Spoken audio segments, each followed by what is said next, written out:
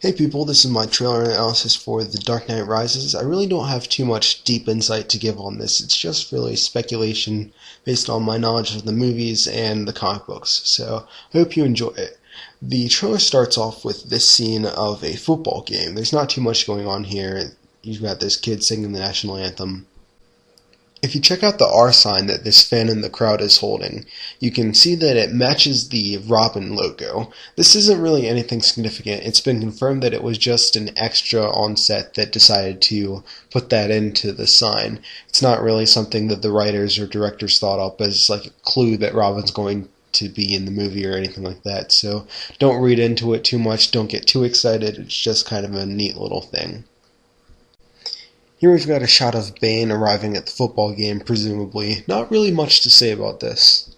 And then we move to a very emotional conversation between Bruce and Alfred, in which Alfred is expressing to Bruce how much he cares about him, like he's really his own family, and he is disappointed that he wasn't able to really protect Bruce. And it's not really clear what he means by this, whether it's something that has specifically happened in the events of The Dark Knight Rises or just in general about the direction Bruce's life has taken and all the hardship that he's had to suffer as Batman and the darkness of Bruce's life. Here we've got a gathering of some sort. It's not exactly clear what's going on in this scene, but we can see the mayor addressing a group of people in front of what appears to be Wayne Manor, especially if you compare it to the building in the background in this shot of Batman Begins. When we move closer, we see Jim Gordon speaking in between two portraits of Harvey Dent, so this is likely a memorial service taking place shortly after Harvey's death. And as Jim's speaking, we hear this conversation going on between two other characters.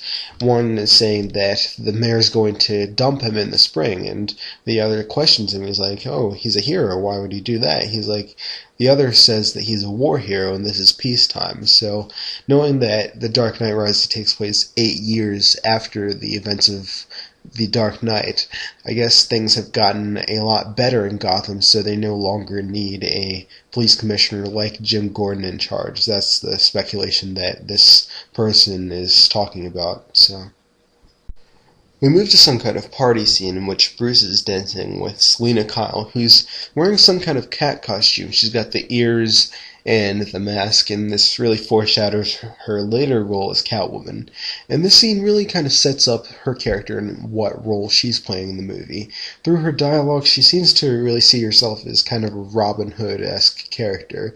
She's telling Bruce that him and his upper-class friends are living large and taking so much and leaving very little for the rest of the population, which has a very Occupy Wall Street feel to it. I think a lot of people have observed that in this trailer when they watch it. So it'll be interesting to see how similar her ideology is to that. I don't want to get too far into that, though. Then we cut to Bruce's reaction to this interaction with Selina, and he doesn't look too thrilled, but more importantly, if you look at Bruce's hair, you can see that it is grayed a little bit on the sides, so that's showing some of his age in this 8-year progression that they've jumped from The Dark Knight. Then we cut to a prison break, or a break from Arkham Asylum. Either way, you've got these inmates who are being released and given guns by this person, presumably Bane, and these people working for him, which is very similar to something that happened in Nightfall, Bane's most famous story. So it seems like they might be drawing very heavily from that. And the chanting from the previous shot continues as Bruce walks into this area, and he asks this guy what they're saying, and the guy tells him that they're saying rise. And if you look at Bruce here, you can see the gray hair even more clearly, and that he's grown out a beard. He's dressed in a manner that, and the overall appearance of Bruce here just is very reminiscent to me of his appearance at the beginning of Batman Begins, where he's going and with the League of Shadows. So knowing that there's probable involvement of the League of Shadows in this movie, it leads me to kind of wonder where he might be in this scene. Next, we are shown Bane activating a device that causes the football field to just collapse as the game is going on. Bane seems to be a very dramatic character who's seeking attention to kind of get his message across and really influence a lot of people. So this big football game with all these people here, it's a perfect stage for him to really make a big statement. Here we're shown a very bruised and battered Bruce Wayne lying down, presumably after a fight with Bane, judging by the next shot. Here we have Bane looking down on Bruce, talking to him, and although I thought he was kind of hard to understand here, he says, "When Gotham is ashes, you have my permission to die." And this whole plan about bringing Gotham down is very reminiscent of Ra's al Ghul's plan from Batman Begins. So it kind of furthers the speculation that Bane has a connection to the League of Shadows, which would connect him to Bruce as well and positions him as this kind of dark reflection of Bruce and Batman as a character, kind of, in my opinion, the way that Venom is to Spider-Man.